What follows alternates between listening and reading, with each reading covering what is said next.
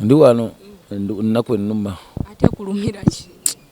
baavu bungi bikolimo bingi bankolimira baani abakolimira bantu industry yaffe eno kasita obeera nga nawe watuukako bikolimo biba bingi bantu bakusiiga enziru bagamba oyo kapale mubi nnyo bafaani ne bakukyawa gamba embeera nebeera nga ekutawaanya kati embeera entawaanya neetaaga okugendako mu kyaki okulokoka nzira eri mukama mu bwangu. ogenda kulokokerawa? Of course pastor wange Bugembe gye ŋŋenda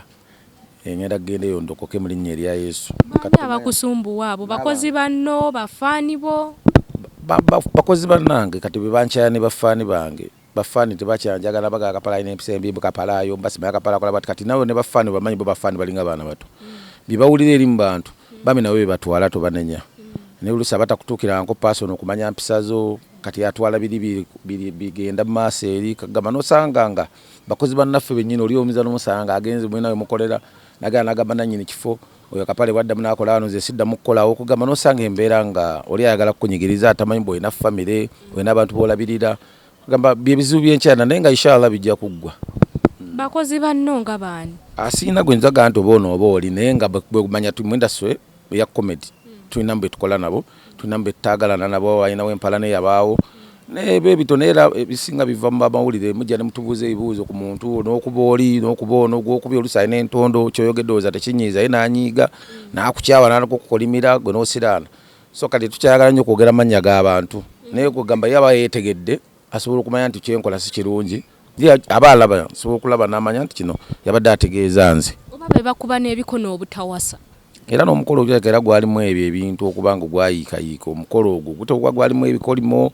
ebisiraani enge obutayagaliza bingi ebyalimu era stiru ebyalemesa omukolo okuba nga gutambula. Tugamba nti omwana w'abandi gwe wafuna onoomupya nti muguno ogwokuna ogenda kubanga ogenda ewaabwe era ye ayina emikisa mukazi mulungi nnyo kyekyabadde ayina nga ye naye ekizibu ekyaliwo nti oli omukazi yasooka engeri gye atalina mukisa ebintu yabikola bubi yavaayo singa kati saawa z'omukolo gwaggwa singa oli omukazi alina ne ku ssente singa ali bulungi singa yeevuga kusinza ku agreement gye twali tulina naye netegeragana eyaliwo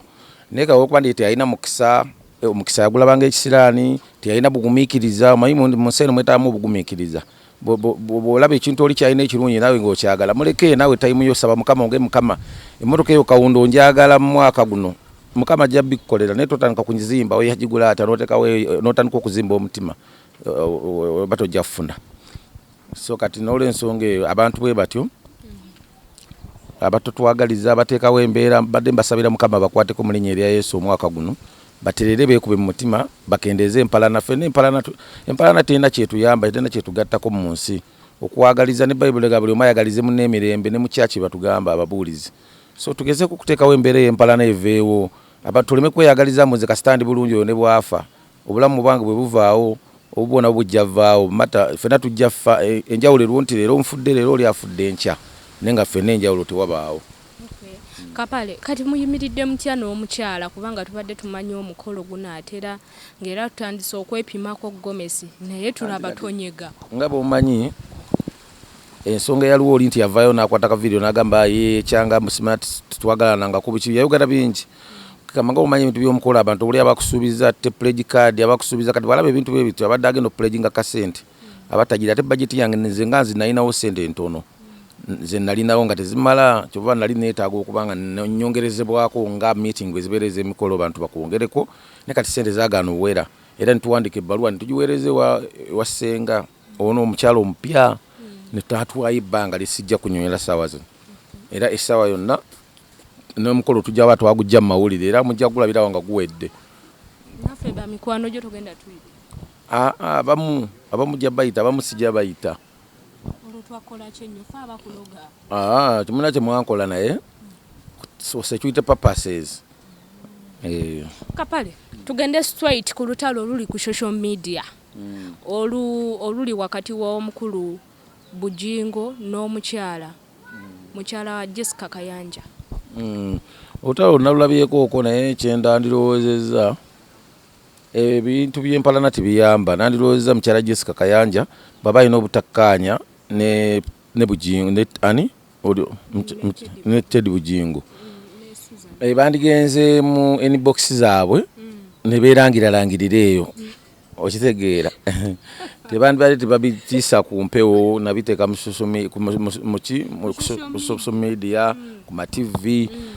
mukyala bandigenze eri mu inbox oba ku WhatsApp ne beevumira eyo ne beerangirira eyo ono n'amulangira okubanga abuulirira aby'obufumbo nga tabimanyi n'olina n'amulangira byamanyi ebyokwerusa byenawulidde bawoza simanyi okwambala obugoye butamutuuka bandibadde bagenda eri kati ne mukulu Bujingo nga pasita waffe ow'amaanyi naye n'ayingiriramu kuba kati ye Teddy Bambi tamanyi nnyo kwogera ndowooza yani ye Teddy Bujingo Susan Bujingo ye tamanyi nnyo kwogera kati yandibadde ye akozesa nga pasita nga bbawe bwamanyi kubanga ayogera ne bagenda mu inbox erangira ne bava ku social media kuba kati biba bituswaza kanga endiga ezigenda mu kyaki tuba tuswala ffe ng'endiga ate mu obuzibu mubusanga wanga bali beerangira byabo tubiraba eno netubiraba nga tetugwa maanyi kuba ffe tugenda mu kyaki tuba tetugenze kusinza Bujingo oba Susan Makula tuba tugenze kusinza Mukama wali tuba tukuŋŋaanidde obukuŋŋaanizi naye ate era si bye tulaba bwe bituba tibituza mu maanyi kati kuba n'abantu ababiri golowooza ani yabadde omukyamu kubanga olutalo lwali lwasiriikirira oli simanyi gundi ono yani Jessica Kayanja simanyi ate yinza okuba aliwo omanyi ebintu ebimu tomanya wayinza okuba aliwo ensonga yakyamugambye ebyo oli yayinza oba yamusosonkoleza akagamba nze omanyi abaganda baga tosala gwakawala nga tonnawulira gwakalenzi kati sijja kujajingaani yani wabula kye nandisabye bampite Susan Makula bampite bayite gwani bampite nze MC Kapale ukoleki mbatuuze gwengani watandika ddyo tuuza abantu nsobola batuuza nze moyo wa Mukama yanzikako dda ndudde naye ng'otuuza abafumbo nga gwe toli mufumbo nze ndi musajja mufumbo mu mutima kitegeeza mmanyi ebyabafumbo bampite Susan Makula ne gundi oyani mukyala wa gundi wa Jessica Kayanja bampite ne gundi pastor Bujingo bampite ffe tutuula tunyemu kacyayi olw'eggulu mbabuulirire engeri gye balina okweyisaamu ndi musajja mukulu ndi waffe naye nanti kati ezo entalo z'abafumbo gwe muwulu oziyingiriramu kabebenu ak'okuwasa anytime naawo ate ngenza okukkiriza owasanga ne experience simala gayingira mu byesimanyi siyingira mu mazina ga nkima nga ntya mikira andi Teddy ye ekizibu kyalina Bambi Susan ali under management temukkiriza mala gawogera byatategeera omwami yaba abitegeera alina okulwana entalo era mu maka evo omwami alina okuvaayo ne baba bikiro nga bazze bebijambia era omwami yaga muveewaawo so omukazi totandika kuba abakazi mwina obulobozi bwa mubutene toswakanga babbe muveewaawo olandi era Bujingo mutuufu okubanga alina oboggola naye bampite mbatuuze nga former married gundi personal mbatuuze kubano okutandikira ku bantu kiba kisoboka kuba kati bano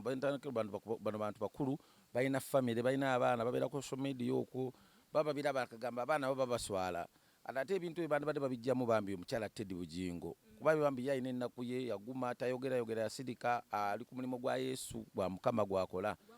bwakuweereza so baba balina entabuka zonna ezizeewo mbadde nsaba jasi bamugye mu bintu byabwe kubanga alina ennaku ye ku mutima obbi omuntu we ate sitira omuzeeko otandise okukola ki okumumanyira tiba birungi tujja kwevaamu tuyimuke nga ffe endiga tugule embooko tunoonye Susan oyo tumugalamize ku City Square tumuwewenyulemu empiki just kiboko nga mukaaga ajja kubanga akola ki ngolo mwendiga mwatandika ddi okuba mukama wamu endiga zibwezito bwendiga zigira ne zeekyangira ku zinyiiga kuba nezo endiga nazo zireeta ekiweebwayo kati okuwayo ekiweebwayo kyate ne bakubanga tebakiwadde ekitiibwa abantu b'okiwate batandika okunenengana ne bakulu bannaabwe n'endiga naye enyiiga neetomera kuba endiga ogimanyi eba neekyuka mu mutwe naye tugenda yitayo okwo ku Friday ku church tuyite mukulu Kayanja tutuuze mukyala we amubuulirira ave mu bintu bitamukwatako oli bw'aba oyogera ebintu bye abuulirira abafumbo n'oli naye ayinza oba yali yafumbirwako abimanyi so ate mu nsi muno okubba kubaawo abantu bababbanga naawe bakubba nange banziba jjujjuzi babba TV yange waka bakubba omukazi kitereeze yo badde olaga nze mbadde ngamba TV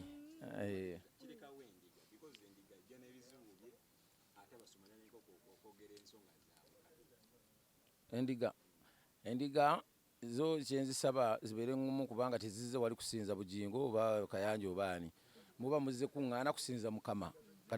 Bano bantu ngaffe bapasita abantu ngaffe balina omusaayi balina omwoyo nabo bafa kati andi kati bo bayisawo byabwe bati babuulira bana bali mu kyaki